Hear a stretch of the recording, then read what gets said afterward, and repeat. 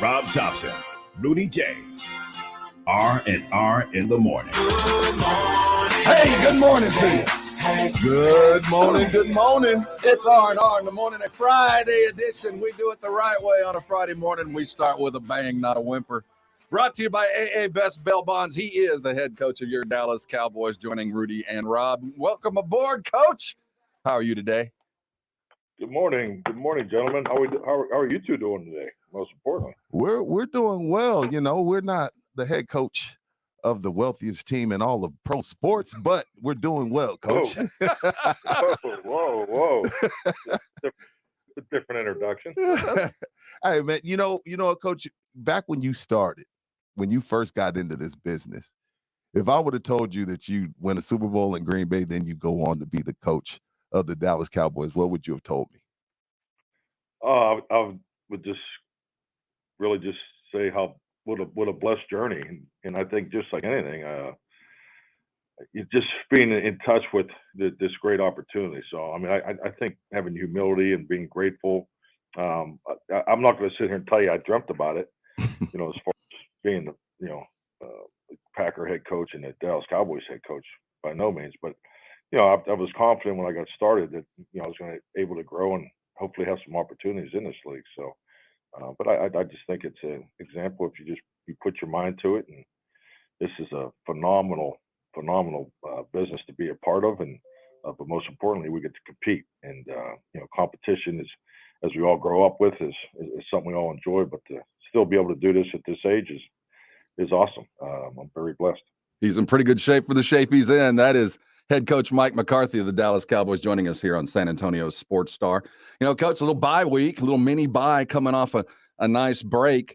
You know, we've seen in the past, your team's had a little trouble getting the engine started early off in those comeback games. Are you doing anything different this week? I know you're in the winter schedule. Is that the kind of the change in altitude that you feel like get the engine started a little bit quicker in the game? I don't know if I agree with your opinion, but I think the most. Well, why not? Why not? Why don't you agree? Yeah, I don't think we have a tendency to not start fast after a 3-day break. Oh, no, not a 3-day, but I mean, coming off buys and the longer ones, the numbers kind of bear out. You know, it takes a quarter or two to kind of get going. Oh, well, why don't you share the numbers with me? I'd like to learn more about that. All right. I was looking at numbers previously. Coming off your last buy, it was about a quarter and a half before you really started seeing the flow. I'll pull up the number specifically, but this really goes to the art and the science of coaching. How do you keep your team, the rest versus rust syndrome? How do you get them going where they were the last time you saw them? I think it's all part of your process. As today, this is fast and furious Friday, and we work on the start of the game every week, regardless, bye week, no bye week, 3-day break. But Friday is always about the start of the game.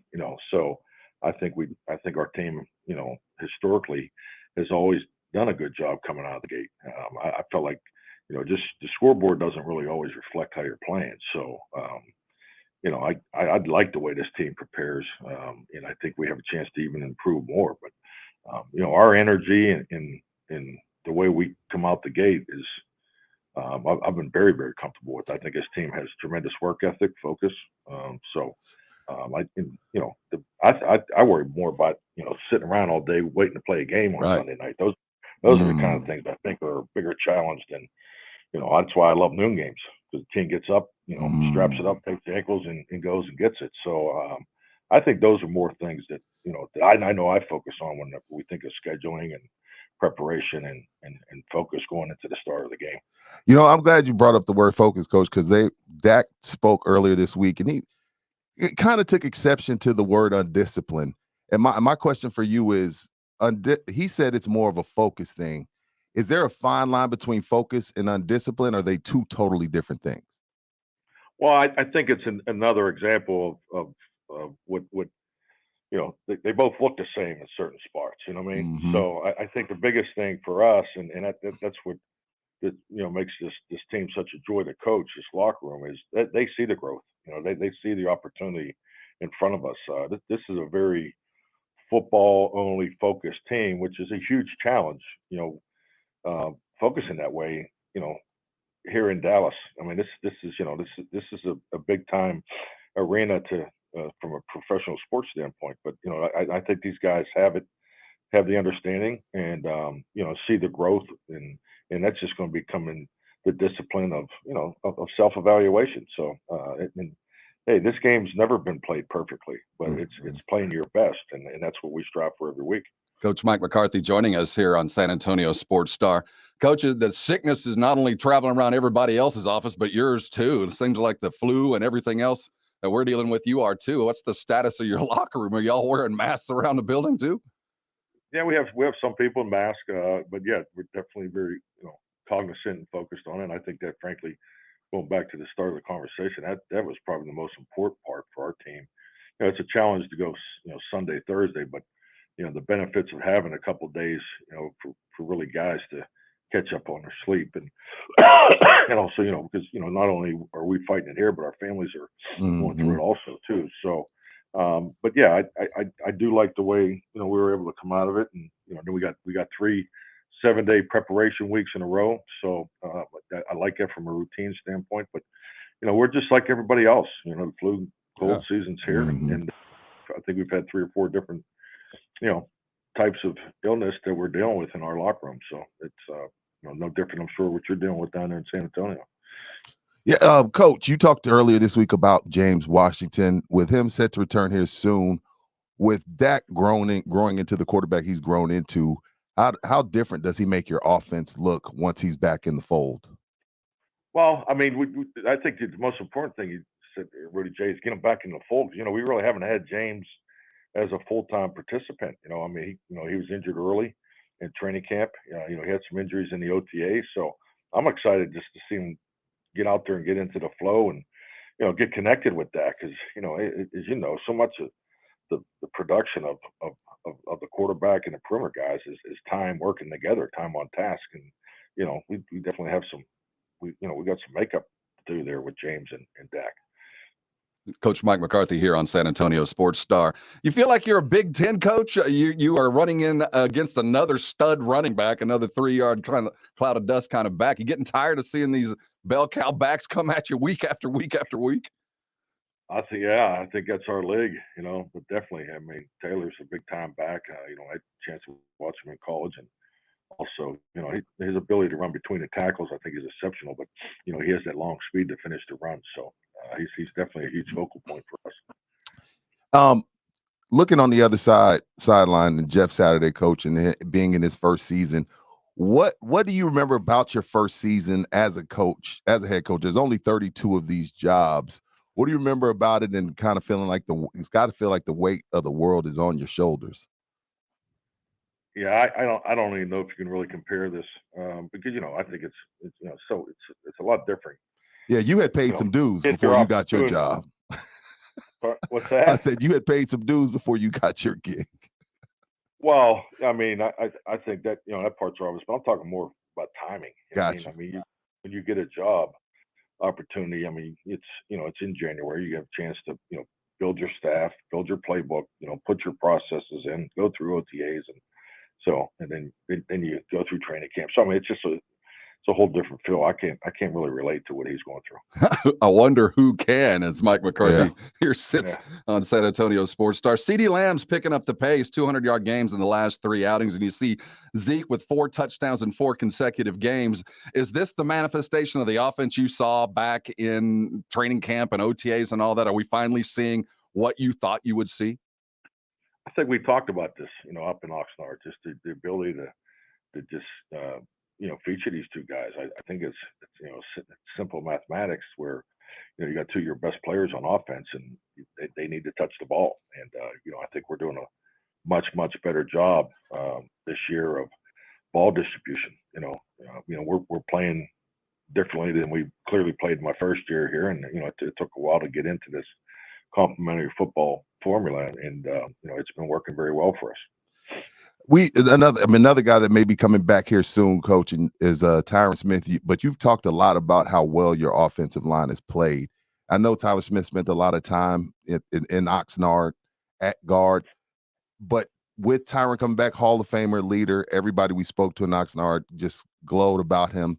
Does it mess with the continuity that your offensive line that you have right now has already built? Yeah, I mean that's always the challenge, for every offensive line. Continuity is a key component. We talk about that on a regular basis, and this is the most continuity we've had so far in my time here. So, but to get Tyron back, obviously, he's plays a skill position there and at left tackle, and he's played at a high level. So, I mean, to me, these are good challenges to have as we continue to get healthy and get some guys that are ready to come off the IR list. Do you like being the last on the list of the OBJ World Tour? I think I don't know if there's any preferred formula in these types of situations, and this is obviously a different one. I mean, we're in a free agent acquisition opportunity in the first week of December, so I mean that doesn't it doesn't happen every year, and definitely of somebody of OBJ status. So, but yeah, based off all the communication, I'm comfortable, where we are and the position we're in, and looking forward to visiting one. Hey, Coach, we brushed it earlier. What's your mindset behind the winter schedule that you adopt every December? Well, it's really keeping the team on the path for success, and that's the vague statement. But I think the reality is each and every year these seasons are very, very long, very demanding. There's definitely physical wear and tear, not just on Sundays, but players go through during the course of the week. So the ability to break them down and build them back up. I mean, it's a process that is definitely there's science to it, and the reality of once Thanksgiving hits and pretty much really starts, in my opinion, the first week in November is there's a lot of added stress to our football team. So I mean, our guys have families. They have the rest is very important. The flu we talked about earlier, the flu and cold season. This is something that is definitely part of the formula and the variables, all the things you look at of trying to keep your team prepared, but just finding that sweet spot of the physical workload, the emotional workload, and the mental workload. Is this applied to yourself and your staff as well? Well, we're on the schedule now.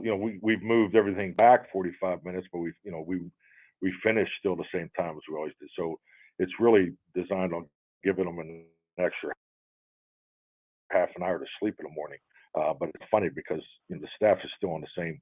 We're still on the same work clock, so it's almost like we sit around here for 3 hours waiting for the players to get here. But it's good. It's for everybody. Yeah, you don't want tired coaches on the practice field. So I lived that. I've slept in the office on Mondays and Tuesdays, and didn't go home till Thursday. So I grew up in that generation of NFL coaching. But end of the day, 17 weeks, 17 games, and you want fresh coaches coaching their best, and and having great energy on Wednesday, Thursday, and Saturday. I mean, that's a big part of the preparation. Well, we appreciate the snooze button. That's head coach Mike McCarthy. Thanks, joining us for Good his luck. weekly. As always, we bid you good health. Have a great game on Sunday. We'll talk to you next week. All right, man. Hey, thanks for making this time work too. This is No, much appreciated. Not a problem not at a all, problem, coach. Head coach Mike McCarthy, as always, brought to you by AA Best Bail Bonds.